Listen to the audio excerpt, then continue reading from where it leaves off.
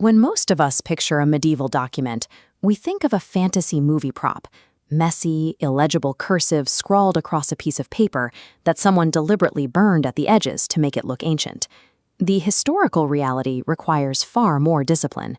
Authentic scribal and heraldic art operates under a fiercely protected, rigorous set of rules.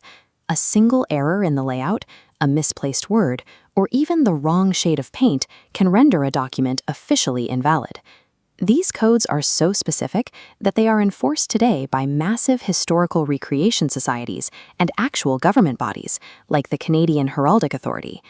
To understand how these strict systems work, we have to conceptualize building a scroll from scratch, following their unyielding 10 commandments. The first step has nothing to do with drawing.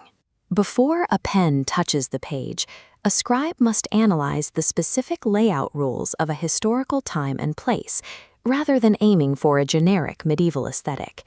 This diagram illustrates the necessary calculations. A scribe maps out the exact proportions, calculating the precise ratio of top to bottom margins and dividing the core space into exact text lines. They also calculate a mandatory 1-inch safety margin to protect the document. Once the math is finalized, the scribe physically rules these guidelines onto the page using dry point or a thin ink before a single letter is written. The foundation of historical art relies completely on this geometric structure, removing random aesthetic choices from the scribe's control. With the grid established, the scribe must carefully generate the text. The words cannot be improvised because a binding document requires specific legal components to be valid.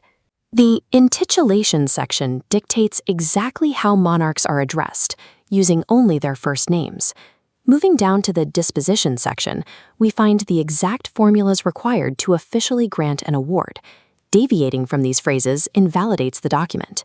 Even the physical placement of the letters is strictly regulated.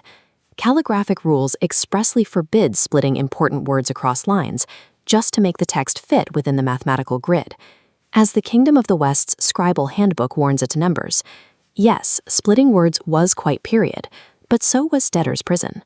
Historical calligraphy serves a specific function.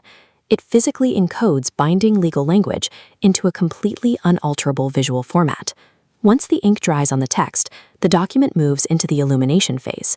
This is where the strictly regulated symbolic language of heraldry is applied to the page. Every element drawn carries a specific meaning.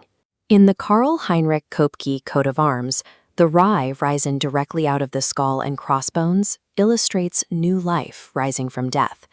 The golden maple leaves on the sides signify the family's new beginning in Canada, while the haggle rune located in the crest connects the family back to their German heritage. Despite the extreme detail involved in these illustrations, scribes are bound by a primary golden rule. The artwork is merely a stage prop designed to support the legal words, and it must never overshadow the text. There is also a critical, potentially lethal safety rule for the artists themselves.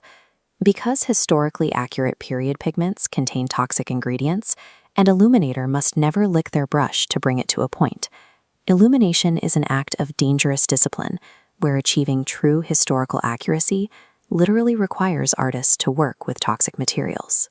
Today, these completed scrolls and coats of arms function as official, binding documents for modern citizens.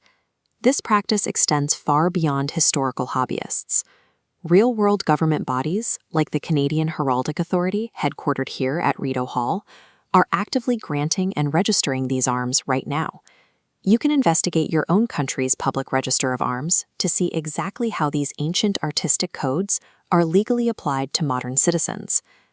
By adhering to these punishing, mathematical, and sometimes toxic rules, a scribe ensures a modern award carries the same legal and aesthetic weight as the manuscripts that inspired it.